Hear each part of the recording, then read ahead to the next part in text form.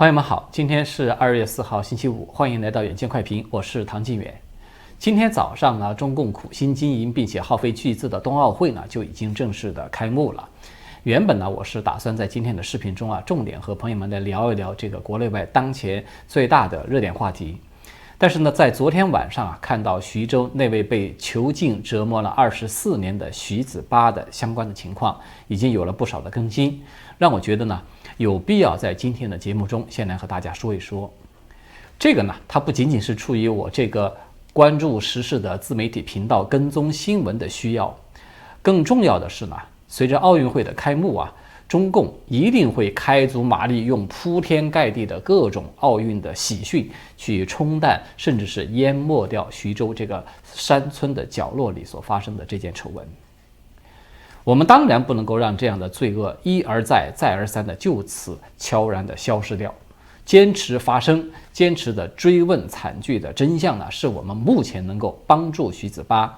以及帮助其他无数个徐子巴，甚至包括无数个可能在未来成为潜在的徐子巴的女性的唯一的方式。所以呢，今天我们还是要先和大家来一起继续关注一下这位比小说《悲惨世界》还要悲惨的事件的一个进展，然后呢，我们再来说一说中共朝思暮想才盼来的这个冬奥会。到目前为止呢，徐子巴事件的最新的信息呢，可以说分为两部分，一部分呢是来自于该事件的另外一个当事人董志明，以及其8个孩子中最年长的董家的长子，这部分的信息呢，它是比较确定的。那么另一部分的信息呢，它与徐子巴案件本身有关，就是说它涉及到徐子巴本人以及徐州当地政府的一些举动。由于当地官方在发布了2份情况通报，否认存在着拐卖以后呢，迄今为止尚未有任何新的情况的公布，所以呢，这部分的信息呢，它完全就是来自于民间的一些公民记者的传递和释放。我个人认为呢，它是具有一定的可信度的，因此呢，也在这里呢就一并和大家来做一个讨论。首先呢，昨天大陆网络传的最火的一个短视频呢，恐怕就要数董志明以网红的身份接下了商业代言广告这件事情了。我相信就是大家看到这样的一个画面，一定会颠覆很多人对大陆社会现状的一个认知。董志明这个涉嫌强奸、乱伦、故意伤害、虐待、非法拘禁、伪造身份等多重重罪的一个犯罪嫌疑人，居然呢，他刮掉了看起来极其猥琐的胡须，戴上了看起来显得斯文的眼镜，依然还套着那件接受网友视频提问时穿的那个女士的防寒大衣，然后呢，带着满脸自信的笑容，为丰县一位名叫高某某的婚礼主持人及其婚庆公司给公开的站台拉广告了。不仅如此呢，这个把徐子巴铁链锁喉囚禁在小黑屋里挨冻的犯罪嫌疑人，他同时也在给丰县的一家装饰公司代言打广告，而且当时他身上套着的依然还是那件原本是网友赠送给徐子巴的那件女士的大衣。与此同时这个网络流出的很多其他的视频还显示，有不少的网红，所谓的都开始扎堆的前往董志明的家中去打卡了。不是对董志明本人去嘘寒问暖呢，就是对这屋里那些尚未成年的孩子们去大献爱心，唯独对孩子们的母亲是只字不提，就好像这个人从来没有存在过一样。如此堪称是一个魔幻的场景不要说在海外生活的人们，就是身在大陆，对各种各样奇葩的社会现象早就已经是见怪不怪的网友们来说，也可以说是一种颠覆性的冲击了。我看到就是有不少网友都在留言说，不知道究竟是自己疯了还是这个社会疯了。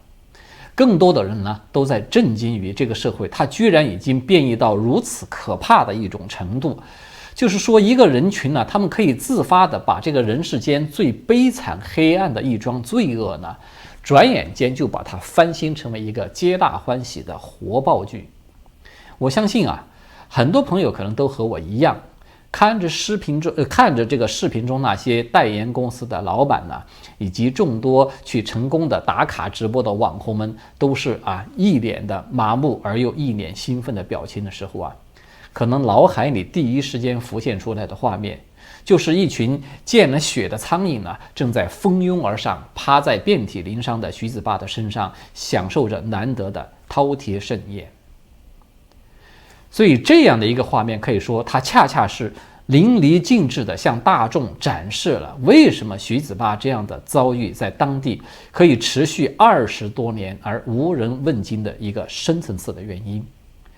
这就是当拐卖来的妇女她在当地已经完全被物化、被非人化的对待，她已经成为一种常态的时候呢，大多数人就会失去了最基本的辨别善恶的能力了。我们打一个不太恰当的比方就说一个人吧，他要是刚刚掉进粪坑的时候呢，他无疑都会感到这个环境极其的恶臭，难以忍受。但是呢，如果他在里面待的时间足够长，那么慢慢的他就会觉得好像没有那么臭了。他要再待下去，当这个人他完全适应了这个粪坑的环境的时候，他就会感觉不到臭味了，他甚至还会觉得很享受了。我们可以看到就在去年的年底，徐州不是才刚刚有入选了2021中国最具幸福感城市榜的榜单吗？而且据说这已经是徐州第4次入选了。所以当我们看到那么多的董志明一样的那些男男女女，像个没事人一样在那里对着直播的镜头神态自若、谈笑风生的时候，我们就知道那个地方的生存环境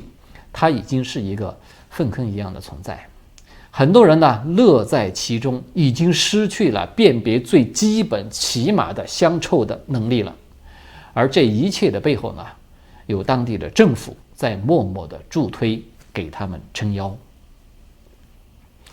可能有个别人呢又要不爽了，说几个私人老板，这个私人的公司老板吧，就是他们很无耻找了这个董志明来做广告代言，这个与政府有什么关系你这不是像共产党一样吗？为了黑而黑吗？当然是有关系的。为什么这些私人老板、这些网红明知社会舆论鼎沸，都在质疑这个拐卖强奸的这个罪恶的时候，他们却依然顶风作案，去大吃人血馒头呢？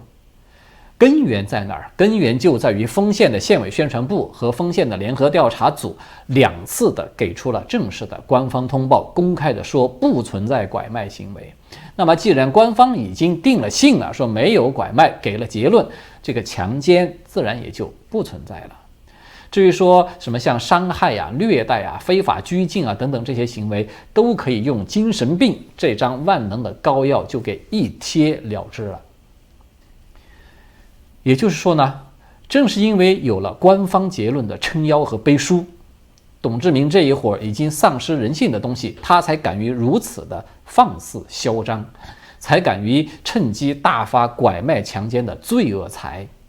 所以这个过程的本身呢，它就已经非常生动地证实了我们在上次节目中和大家讨论所得出的结论，就是徐子巴事件呢，它是一个地方村镇2级官员，还有政府机构人员以及董家父子，甚至是包括一部分董集村的村民在内，对一个被拐卖的女子实施集体的侵害、虐待、凌辱之后，还要把整个犯罪的过程给它合法化的这么一个事件。与此同时呢，最早跟进曝光此事的大陆作家叫做西元秋的，他在昨天有在微博发帖证实，说自己呢已经有接到了徐州警方的电话，声称说这个徐子巴的长子已经向这个网信办去举报了，说这个西元秋呢是擅自的发布了有关徐子巴的相关信息，这已经侵犯到了他母亲的肖像权等等。我们且不说侵犯肖像权这个说法，它完全没有任何法律基础。大家要知道这个徐子巴一案，它涉及到的可能是非常严重的刑事犯罪案，这是属于国家公诉案件，当事人亲属根本就没有任何的资格来提出这样的要求。此外呢，侵犯肖像权的前提，它必须是以盈利为目的的，没有了这个前提，它就不存在侵犯肖像权一说。这个呢，它还是次要的。更加重要的是啊，我们很显然的看到，不解决问题而去解决提出问题的人，这个中共体制内的铁律，它是又一次的在发挥作用了。徐子巴这个已经23岁的大儿子呢，无论他是主动的还是被迫的，他都已经在事实上成为了迫害其亲生母亲的一个帮凶，他也成为了众多大口的吞食人血馒头的人群的其中的一员了。而且不仅仅是这个徐子巴的儿子，连同另外那位裸身被这个铁链锁在地上的那位妇女的儿子，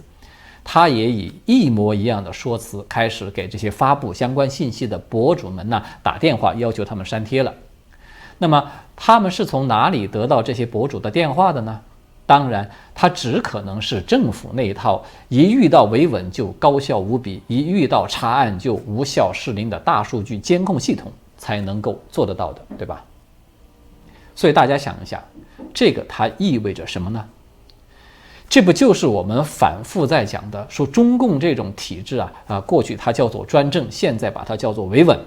就是这个体制，它才是用暴力、用政治压力来摧毁人最基本的道德、伦理，甚至人性的罪魁祸首吗？这不就是因为政府如此反复的进行掩盖，反复的去打击、压制那些揭露真相的人，才会助长了那些人贩子、强奸犯以及作恶者们越来越肆无忌惮的去公开集体的行恶的吗？据这个董集村本地有个别的村民披露呢，说这个徐子巴他因为性情比较刚烈，曾经被扒了衣服锁在村的路口，就是说是个人都可以随意的去侵犯他，以此来摧毁他的反抗意志。而这个董志明也曾经是公开的扬言说，不论是谁的种，这孩子生下来都得管他叫爹。而徐子巴那一口牙齿没了，也是因为他被侵犯时反抗激烈，咬伤了很多人，所以才被董志明的父亲亲手敲掉的。而出这个主意的居然就是董志明的亲妈。我说句实话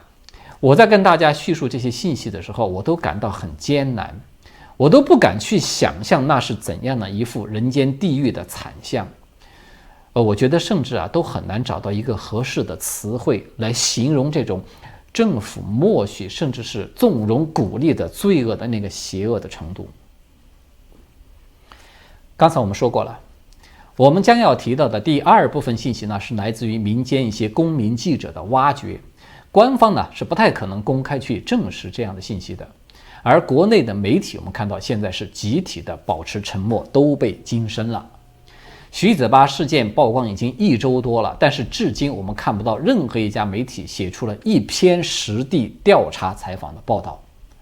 所有的媒体都只是机械的转发一下2份官方的通报就完事儿。根据这个大陆的前调查记者邓飞的这个人，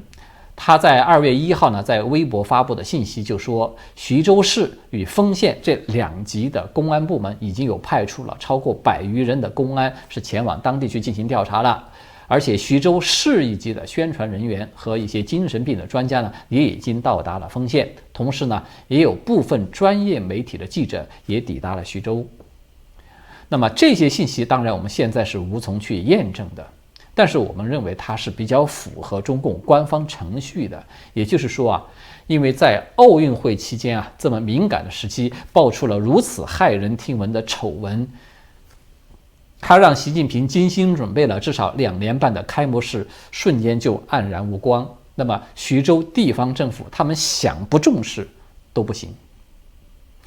只不过呢，我们也都知道在中共的体制之中，重视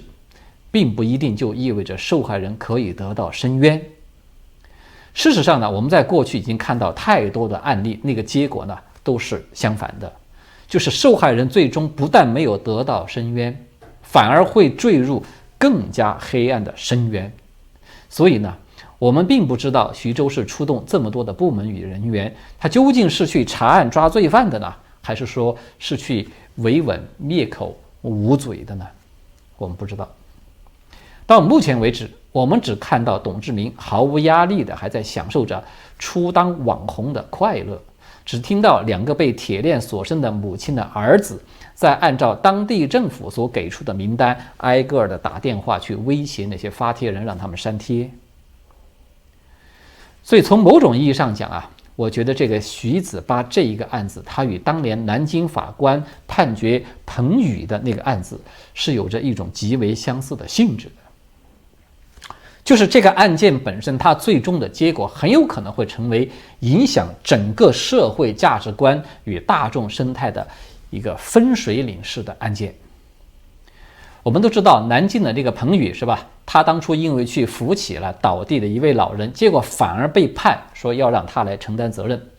那么从此以后，就让大陆整个社会的老人摔倒以后，就再也没有任何人去搀扶了。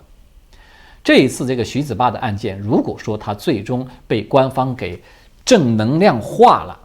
就是说官方成功的维稳，而董志明之流呢摇身一变成为了辛苦的抚养8个孩子，同时还在无微不至的照顾着有精神疾患的妻子的一个模范丈夫的时候，那么我们就可以断言，从此以后大陆每个家庭的女儿都将不会再有安全可言。也就是说，如果这个最可怕的结果它真的兑现了，那么人贩子很有可能在将来会成为最炙手可热的职业，而这个贩卖性奴呢，它可能会将更加的公开化、产业化，甚至是官方化。以后中国每个家庭为了自家孩子的安全，可能都要为此去付出不菲的代价了。所以呢，不要以为这只是一个与你无关的发生在荒蛮偏僻的村落里面的事情，也许呢很快我们就会看到这件事情它可能与每个人都有关系。好的，最后还有一点时间，我们也来顺便的说一说今天刚刚开张的这个冬奥会了。徐子巴事件呢，它对冬奥会实际的一个冲击作用可能是远远的大于我们在表面上看到的。现在除了主流的英文媒体在纷纷的报道呢，包括阿拉伯语种还有像西班牙语种的很多媒体都已经在开始报道，这个可能是中国当前备受全世界关注的2大焦点之一了。那么这样的一个可以说是世界性的头条新闻，它等于给刚刚开幕的冬奥会已经提前就定下了一个基调。就在昨天呢，《华尔街日报》的一位中国特派记者叫做 Lisa 林的，他在推特就有发文说呢，北京冬奥第1场记者会呢，已经帮未来的2周定调了。因为记者们连珠炮追问的都是彭帅、新疆，还有奥林匹克宪章第50条。那么他在这里所提到的这个奥林匹克宪章第50条是什么内容呢？其实其中尤其是第2款它的规定呢，就是说为了保护体育竞技在奥林匹克运动会中的中立性和奥林匹克运动会本身的中立性，因此在任何奥林匹克的场地、场馆以及其他的区域，不得有任何形式的示威或者是政治、宗教以及种族的宣传。那么这个规定我们看上去它是没有任何问题的，对吧？因为多少年以来呢，国际奥委会也是据此不断的在反复的重申说，这个体育要和政治分开，不应该把体育政治化等等等等。尤其中共嘛，因为大规模的侵犯人权，而在本次冬奥会是备受各国抵制的时候呢，也总是把这句话挂在嘴上来为自己辩护的。但是呢，我们可以看到一个非常确凿的事实，却是中共在几乎所有冬奥会的展示层面之中都充满了政治化的使用。我们举个很简单的例子就是新华社在前天有刊发了一篇热捧习近平的长文，标题叫做一起向未来，习近平总书记关于奥林匹克重要论述的中国实践，这么一篇文章。这篇文章它一开篇呢，就毫不掩饰的这么写道，说北京2022年冬奥会和冬残奥会主题口号一起向未来，是中国向全世界发出的携手共创未来的时代之音，更是构建人类命运共同体理念在奥林匹克运动领域的生动诠释。在这篇文章中，我们还可以看到像类似没有全民健康就没有全面小康，还有一起向未来，围绕百年未有之大变局，总书记的奥林匹克论述为人类命运共同体理念注入深刻内涵这一类的阐述呢，是随处可见的。而且习近平更是曾经有当面对着国际奥委会的主席巴赫这么说中方将为奥林匹克运动和推动构建人类命运共同体做出新的更大贡献。大家有看到了吗？就是说，这个冬奥会呢，它正在被中共作为习近平所谓的政绩的一个展示平台，以及作为中共构建世界新秩序的那个红色意识形态输出平台，正在大肆的使用呢。而这个穿上了一起向未来马甲的习氏人类命运共同体，它呢正在以奥运会主题曲就是一起向未来这首歌的方式，在全世界范围之内都已经在大肆的传播传唱了。